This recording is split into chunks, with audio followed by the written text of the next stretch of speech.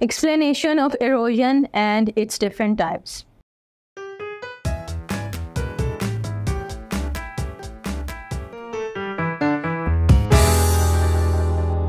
Assalamualaikum students, I welcome you all on the platform of Digital Academic provided by Moonlight International Publishers. Students, आज हम discuss करेंगे erosion क्या है और उसकी डिफरेंट टाइप्स क्या हैं और इसके नतीजे में हमें क्या क्या चेंजेस ज़मीन की सतह पर नज़र आती हैं। एरोजन एक्चुअली एक ऐसा प्रोसेस है जिसमें सॉइल, रॉक्स या डिफरेंट मटेरियल्स जो हैं वो एक जगह से दूसरी जगह मूव होते हैं। उनके मूव होने में क्या चीज़ें इन्वॉल्व हैं? हवा, पानी, ग्लेशियर एक्टिविटी यानी कि मेल्ट होती है ग्लेशियर की आइस और ज़मीन पर आकर वो पानी में शामिल हो जाते हैं सेडिमेंट्स, और इसके अलावा ग्रेविटी भी इस पर असरअंदाज होती है।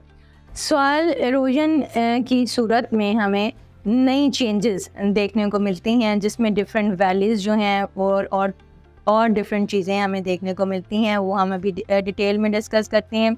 सॉइल एरोजन या एरोजन का जो प्रोसेस है वो एरोजन को 3 बेसिक टाइप्स में डिवाइड किया जाता है: water halogen, wind halogen and glacier halogen.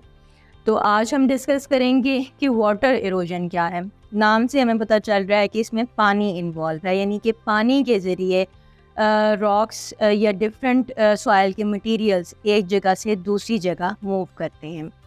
जिस जगह ये हवा पानी इनको लेके जा रहा है, इन मटेरियल्स को वहाँ पे जाके एक नई चीज़ ये प्रोड्यूस कर देते हैं। इसका वाटर इरोजन में पानी क्योंकि इन्वॉल्व है तो उसके डिफरेंट तरीके हैं। वो पानी कहाँ से आता है? दरियाओं के अंदर जो सेडिमेंट्स मौजूद हैं, दरियाओं का पानी बह रहा है, उसकी निचली सतह पर दरियाओं की जो सेडिमेंट्स, जो ज़रात मौजूद हैं, वो बहाव की वजह से एक जगह से दूसरी जगह मुंतकिल हो रहे हैं। इसके अलावा ग्लेशियर एक्टिविटी यानी ग्लेशियर से पानी जो आता है, बर्फ़ मेल्ट होती है, वो अपने साथ बहा के लेके आता है ज़मीन के ऊपर जो मटीरियल्स मौजूद हैं और नीचे ग्राउंड पे ज़मीन की सतह पर उनको ले आता है पहाड़ों से जलता हुआ। इसके अलावा पहाड़ों के ऊपर जो बारिशें होती हैं वो बारिश का पानी भी ज़मीन की यानी कि सॉइल एरोजन का बायस बनता है। वो अपने साथ ज़मीन के मटीरियल्स को, ज़रात को लेके आता है और वो नई जगह पर डिपॉज़िट कर देता है। इस तरह ये जो सेडिमेंट्स हैं या मटेरियल्स जो हैं वो सॉइल के एक लोकेशन से दूसरी लोकेशन पर मूव कर जाते हैं थ्रू वाटर, पानी की वजह से। इसके नतीजे में बनता क्या है? डेफिनेटली चेंजेस आती हैं। वहाँ पर हमें एरोजन की वजह से हमें ज़मीन के ऊपर जो चेंजेस नज़र आती हैं वो डिफरेंट वैलीज़ की सूरत में होती हैं, कैनन्स की सूरत में होती हैं या रिवर डेल्टास की सूरत में होती हैं। अब हम डिस्कस करते हैं कि लैंड फॉर्म्स कैसी बनती हैं ड्यू टू वाटर एरोजन।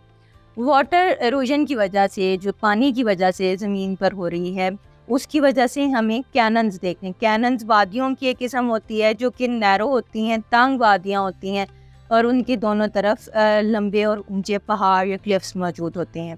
उसमें ये वादियाँ प्रोड्यूस होती हैं। वो किस सूरत में कि पानी बहा के लेके आ रहा है, वो सारी हैयत ज़मीन की चेंज हो जाती है। इसी तरह वैलीज़ जो हैं वो पहाड़ों के दरमियान निचला हिस्सा जो है वो वैलीज़ कहलाती हैं, वो भी इस वाटर एरोजन की वजह से प्रोड्यूस होती हैं।